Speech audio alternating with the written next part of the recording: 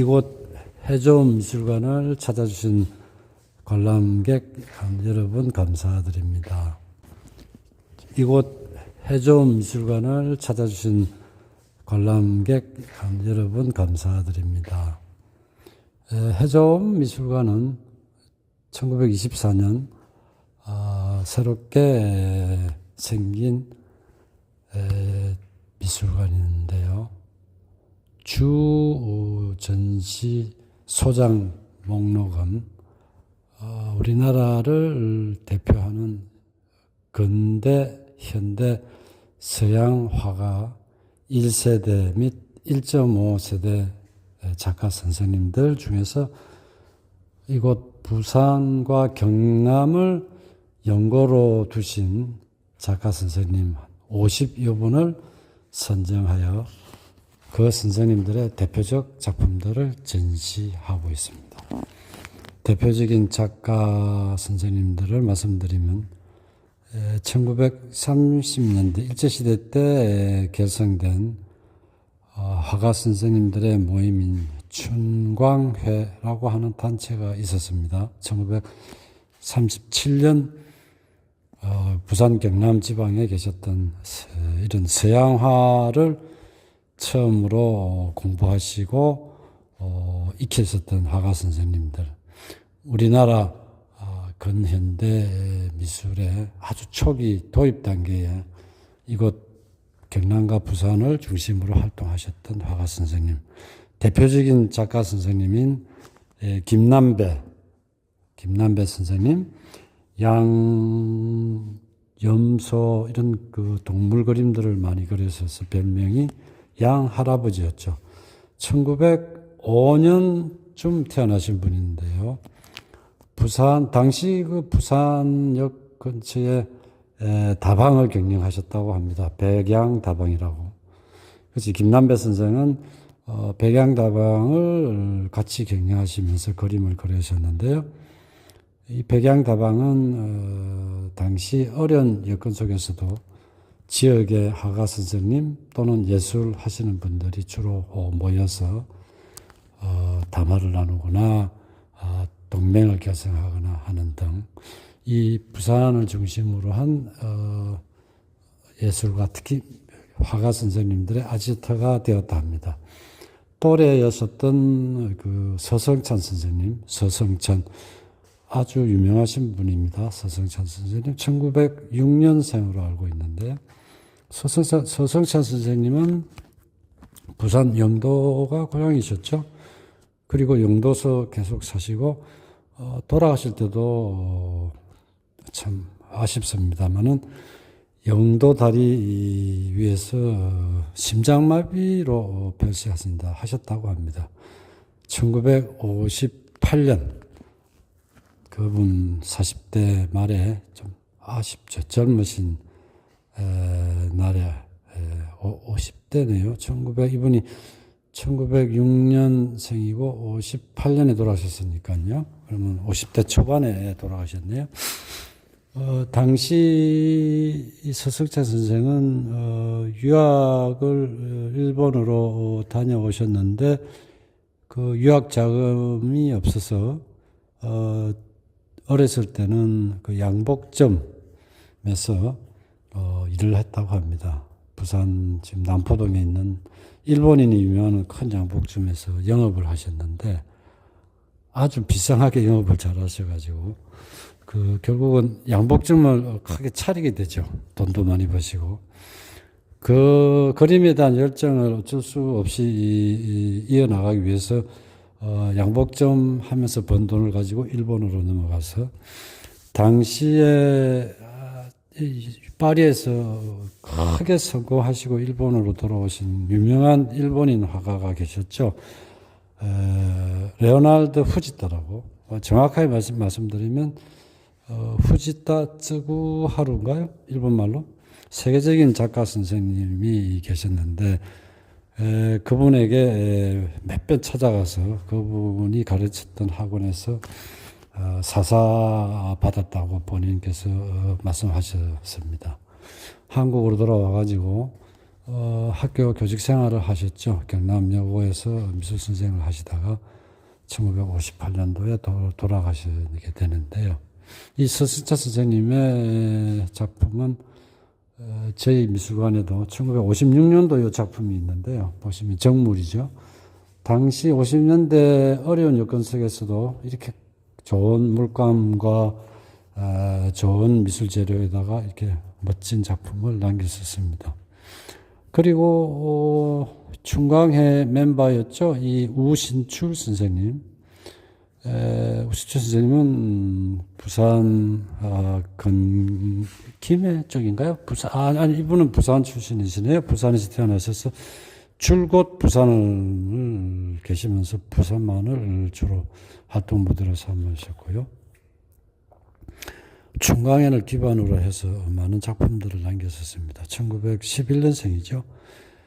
그리고 또 한 번 우리 거제를 대표할 뿐만 아니라 우리 전체 한국을 대표하는 근대 작가 선생님으로 볼 수 있죠. 양다석 선생님.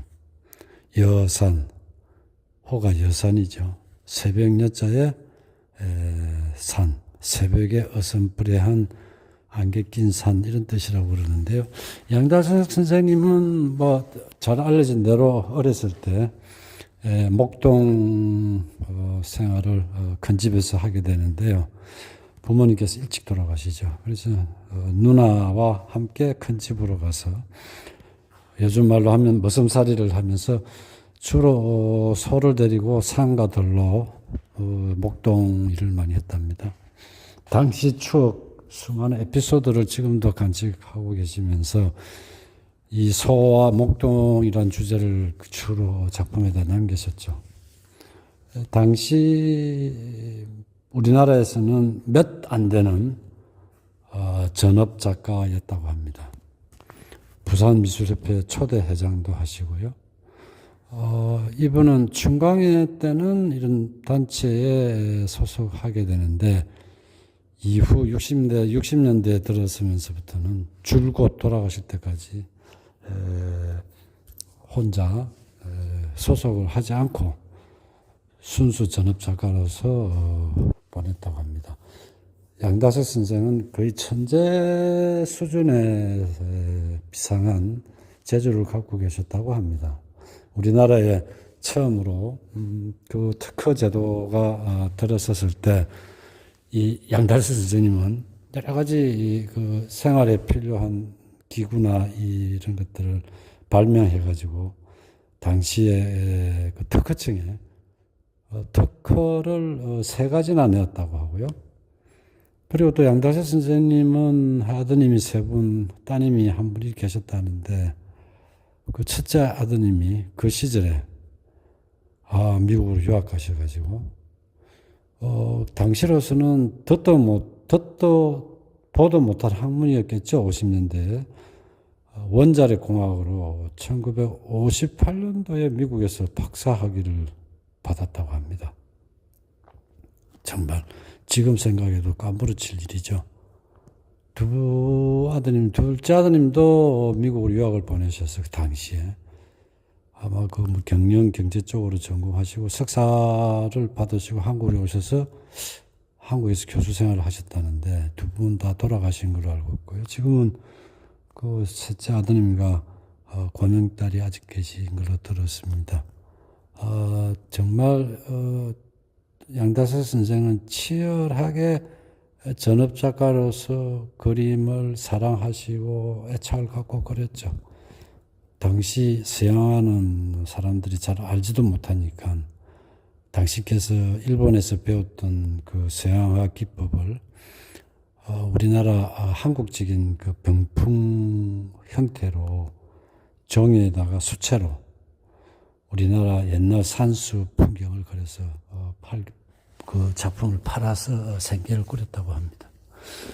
이렇게 5분의 작품을 작가 선생님 작품을 1층에 전시를 해두었고요. 그 다음 1층으로 안으로 들어가시면 다소 이제 시대순으로 전시가 되어 있는 편인데요. 당시 6.25 전후에 수많은 그 피난 월남 작가 선생님들이 부산을 거쳐갔는데요. 뭐 다들 알다시피 가장 대표적인 작가 선생님들 많죠. 우리나라를 대표할 수 있다고 볼 수 있는 화가 이중섭 또는 뭐 한묵, 유광열, 뭐 권옥연 선생, 뭐 박고석, 정규, 우리나라 근현대 아주 유명한 대표적인 작가 선생님들은 월남 작가분들이 아주 많습니다. 뭐 당연한 얘기지만 이 북한 이북이 공산주의 치하로 되면서 해방을 맞이해서 그 일본에서 돌아왔던 미술화가 분들께서 공산치하에서 몇 년 그 뭐라고 할까요? 탄압을 받게 되니까 6.25 전쟁 때 그 전쟁을 기화로 거의 대부분의 작가 선생님께서 월남을 하셨죠. 그래서 우리가 오늘 그 수많은 선생님들이 이렇게 출신지를 보면 북한 이북 출신 선생님들이 유독 많으십니다. 그 중에 부산을 거쳐 가셨고 또 마지막까지 부산을 무대로 활동하신 선생님들이 여럿 계신데요. 여기 1층에 보시면 대표적인 작가 선생님 중에 한 분이죠. 한상돈 1908년생 아주 원로 선생님이었습니다. 이분은 부산 쪽에 계시면서 이중섭 선생과도 아주 친한 친구였고요. 그리고 부산 쪽에서 쭉 활동하시고 아주 장수하셨죠. 주로 그 나이프로 유화 물감을 가지고 이렇게 그림을 그렸고요. 이쪽으로 오시면 그 옆으로는 보시면 정상복 선생님이 우리 경남 미술사에서 수채화를 일찍이 받아들이고 서양 재료인 수채를 가지고 우리 아주 한국적 동양화적인 어떤 그 느낌이 나도록 이렇게 이 물에 잘 퍼지도록 이렇게 그림을 그리셨다고 합니다. 정상복 선생님은 일찍이 몸이 안 좋아서 폐병으로 많은 고생을 하시다가 당시 먹을 것이 힘든 그 시절에 영양이 풍부한 바다의 굴 양식을 기술적으로 연구하셔서 그 굴 양식을 직접 고향 고성 바다에서 시험을 해서 새로운 그 어느 날 우리나라 대부분의 이 굴 양식장에서 사용하고 있는 그 부유식 굴 양식 기법을 최초로 개발하신 분이라고 합니다. 대단하신 분이죠. 그리고 옆으로 보시면 부산 출신의 선생님이죠. 김원갑 선생님. 이분은 서울사범학교에서 미술을 배우신 분인데 유학파는 아닙니다만은 대단한 필력을 가지고 계셨고요. 그 옆으로 김원 월남 작가십니다. 부산에서 주로 활동하셨고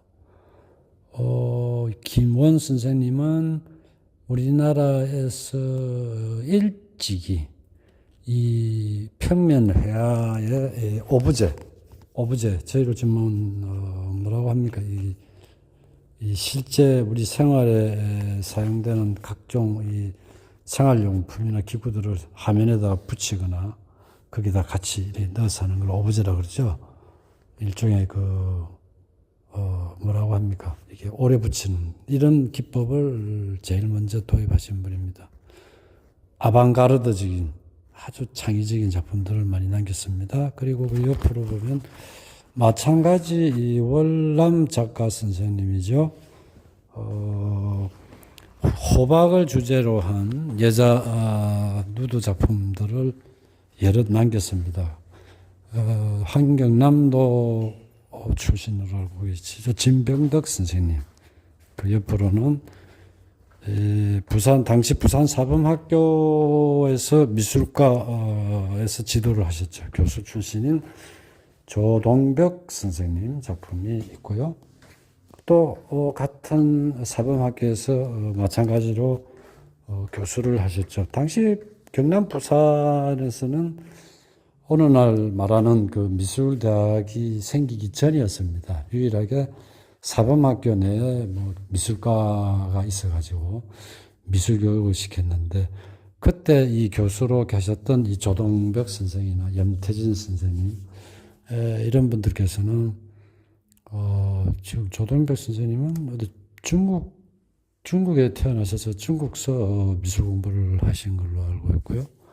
염태진 선생님은 염태진도 만중과대에서 공부를 중국에서 공부하시고 들어오신 분이고, 그 옆으로 김원명 선생님 작품이 있고요.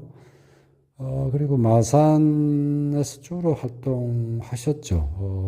마산 출신의 그 파스텔화를 하신 분입니다. 강신석 선생님.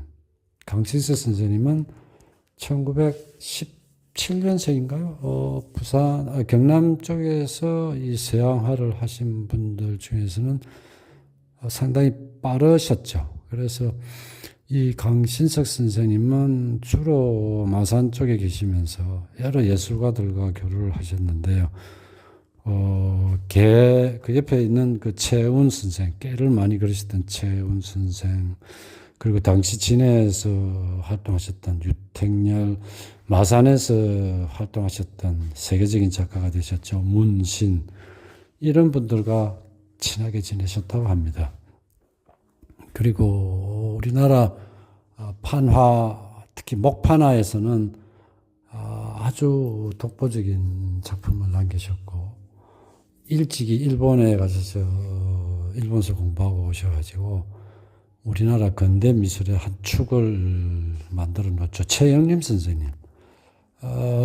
당시 일본에서 서양화를 공부하고 오셨는데, 특히 그 일본의 세계적인 그 작가 선생님이 있죠. 판화로서는 세계적인 작품을 하셨던 무나가타 시코라는 일본 작가님에게 사사를 받았다고 합니다. 그래서 작품이 일본 무나가타 그 시코 선생님과 풍이 다소 좀 비슷한 느낌이 있습니다. 또한 이 최영림 선생님은 그 유화물감에다가 독특하게 자신만의 뭐랄까요, 우리 한국적인 어떤 토속적인 질감을 내기 위해서 모래나 흙을 섞어서 작품에다가 넣어서 작품을 했다고 합니다. 이게 지금 저희 미술관에 최영림 선생님의 대표 작품이라 할 수 있는 쌍불, 부처 2개를 그린 작품이 있는데요. 대단한 작품으로 보여지고요. 또한 그 여자의 일생을 나타낸 사폭자리 병풍 목판화도 눈여겨볼 만한 작품으로 볼 수 있겠습니다. 계단 쪽으로 오시게 되면 1층 마지막에 보시면 당시 통영 출신의 화가 선생님이죠. 통영 지역 최초의 서양화 화가라고 볼 수 있죠. 김용주 선생님의 누드가 있고요. 김용주 선생님께서는 통영 쪽에 오셔서 그때 어려운 생활을 하고 계셨던 그 이중섭 선생에게 많은 물질적인 도움을 주셨다고 합니다. 일본에서 유학하셔 오셔가지고 통영을 그 기반으로 계셨는데 일찍 돌아오셨다고 합니다. 이제 2층으로 올라가 보겠습니다. 이곳 2층에서는 지역 서양화의 전성기와 다양한 표현 양식들을 만나실 수 있습니다.